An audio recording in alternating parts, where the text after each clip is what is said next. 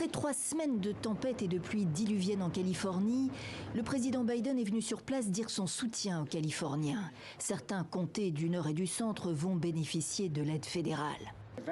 Si quelqu'un doute du changement climatique, c'est qu'il a dû dormir ces 2 dernières années.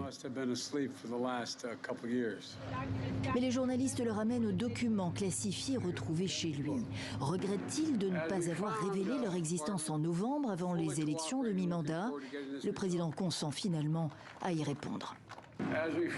Écoutez, lorsque des documents ont été trouvés, rangés au mauvais endroit, nous les avons immédiatement remis aux archives du ministère de la Justice. Nous coopérons pleinement et nous espérons que les choses seront réglées rapidement. Je pense que vous allez voir que c'est du vent. Je n'ai aucun regret. J'applique ce que les avocats m'ont dit qu'ils voulaient que je fasse. C'est exactement ce que nous faisons. Joe Biden a beau tenter de minimiser cette affaire, des documents confidentiels retrouvés à Washington dans un centre de réflexion où il avait un bureau du temps où il était vice-président et dans le garage de sa maison de Wilmington dans le Delaware, ainsi que dans une pièce adjacente.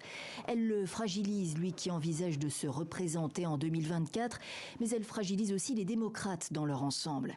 Les républicains ont immédiatement tenté d'exploiter cette affaire, le nouveau speaker de la Chambre des représentants dénonçant un nouveau faux pas de l'administration Biden. Du pain béni pour McCarthy, alors que Donald Trump fait lui-même l'objet d'une enquête suite à la découverte par le FBI de documents classifiés dans sa résidence de Floride. Un procureur spécial a été nommé pour enquêter sur l'affaire Biden.